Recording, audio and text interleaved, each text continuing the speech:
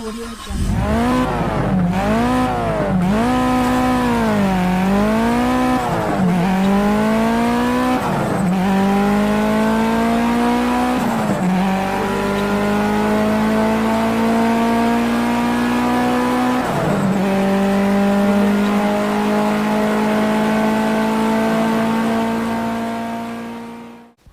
Hello there and welcome here today. We are here finally for race number 9 here at Charlotte Motor Speedway, but this time we're at the actual oval. And as promised yesterday, I am here with Ty Jeff. What's up, Ty? Hello there, Alex, and I love to appear at this time of the season because usually it's transfer time, so that means market chaos, meaning that this year's market chaos podcast might be a little bit chaos, or could be the opposite here. But anyways, it's still going to be a fun race to watch, and I can't wait for everybody to go racing here.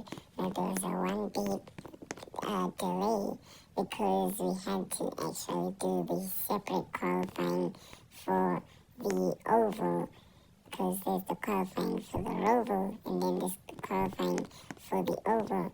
But anyways, we're about to get underway here for 14 laps, is it? 14 Yes, laps? sir. 14 laps of racing. You wanted longer racing? We gave you longer racing, as everybody's in through turn number 2 here. Kyle Larson currently leading, followed by the number 19 and number 20 cars there. Then the number 47 and the number 6 of Ryan Newman. We don't see him much at the front of the pack. In fact, I think the last time we've seen him in the top 10 position, or actually noticed him, was actually last season as well, to lap number 2. So what do you think the pit stop strategy could be for this race? Well, honestly, I think it's just going to be the standard one stop of probably pitting as close to the middle as possible, which will be your lap 6, lap 7 pit stops here.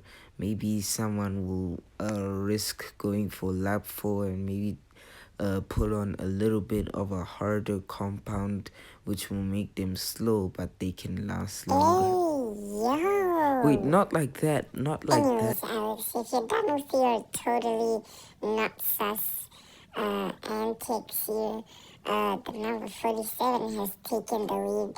Kyle Larson has fallen back quite a bit. I think he's just taken the wrong line here. So that's going to be quite bad for him. And that's going to hurt him quite a lot. That's going to hurt him quite a lot. But anyways, that number 47, and then Austin Cindric, and then I can't tell what that green car is in third place. I cannot. Is that the number 7? Oh no, it's the number 34. Is they 3 wide for second place? Well, kinda 3 wide, actually kinda 4 wide. But anyways, they all keep it clean so far. No cautions right now. Hopefully we don't see any this race. Hopefully. I'm joking. Well, if you could finish with your jokes, we're commentating for a race here. Now, anyways, the race continues on. It's pretty boring back here. It's pretty boring. I saw Danny Kvyat still in the number 51. In fact, news about Danny Kvyat deciding that he's going to stay with his current team for next year as long as they can keep the pace up. So that means basically what he's saying is, as long as you don't get any worser, then fine, I'll stay. But if you become an absolute dog water team, then I'm probably gonna leave and just go back to F1. Yeah, but that's kind of the reason why he only got top 20s in the road courses, because he's an F1 driver, so he's kind of much better at road courses, since he knows, like, you must take the tighter line and make sure you oversteer on purpose to kind of get the car to kick out and really go through the corner more smoother. As we're on to lap number 7, the pits are open. Some cars still have not pit here. It looks like everybody's going for the later pit stop to go for the softer compound here. So I do know that probably the back markers will be the first ones pitting here on lap number 7. Let's see, anyone who pits? Yep, it's the back markers, the guys right at the back, closest to the inside most of the time. But anyways, usually if you see them bunch up on the inside, then you know they're probably gonna pit. And there's the number 3, Austin Dillon in 3rd place. Ooh, seeing him get back into the top 3 looking menacing here.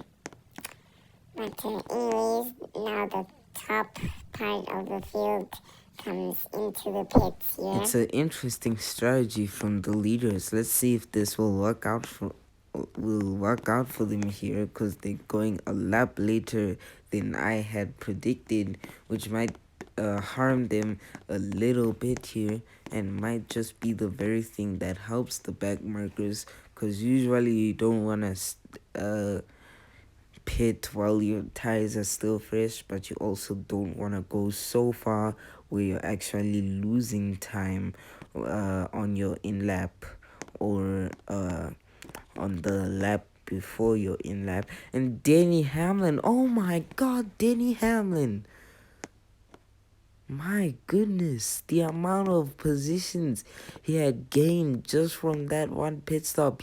I swear he was at the back quarter of the field. Now he's into the top 10. Absolutely amazing scenes from Denny Hamlin's pit crew, and they will definitely be proud about that one. That was an absolutely stonking pit stop, as we're on to our 10th lap here. This video was probably brought to you by Hunter Sports Life. You feel the need for speed? Just watch Hunter Sports Life, where you can see all the sports updates and also all of the racing. So you can only do, if you are a Hunter Sports or Hunter Class customer, then make sure to vote for your team of the day and also your driver of the week here. Who do you think was the best driver this week? Make sure to comment down below if you're just watching this on YouTube.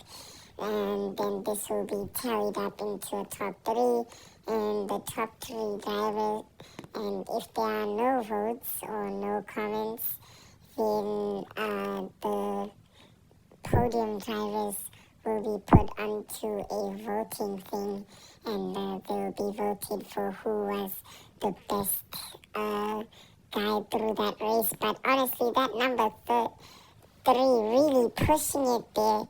And also one thing I want to talk about that I haven't talked about this entire... Oh, the 47 almost spins out there.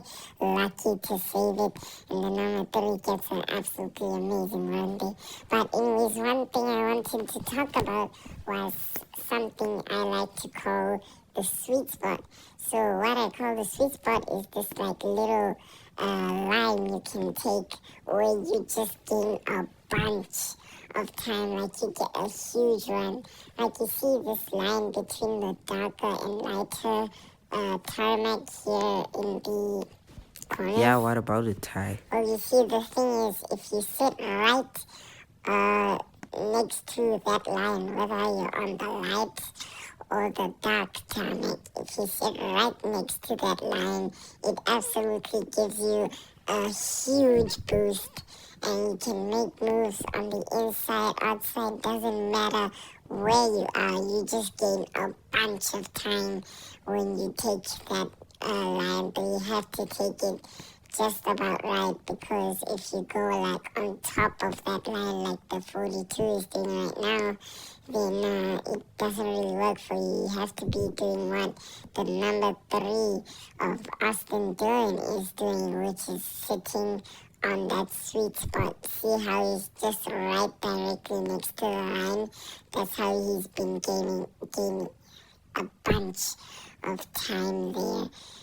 Anyways, as we're on to the final lap here today. Okay, honest thoughts of the race here.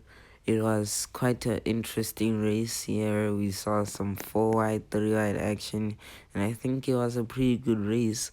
But could this be a comeback for the number 3 here? Kind of like the same thing we saw from the number 48, where he kind of like fell down, but then in the last few races had some amazing performances here, and might be able to do the same thing as the number 48, where if he wins the final race, he wins. But the number 3 of right now has the most consecutive wins here in the series.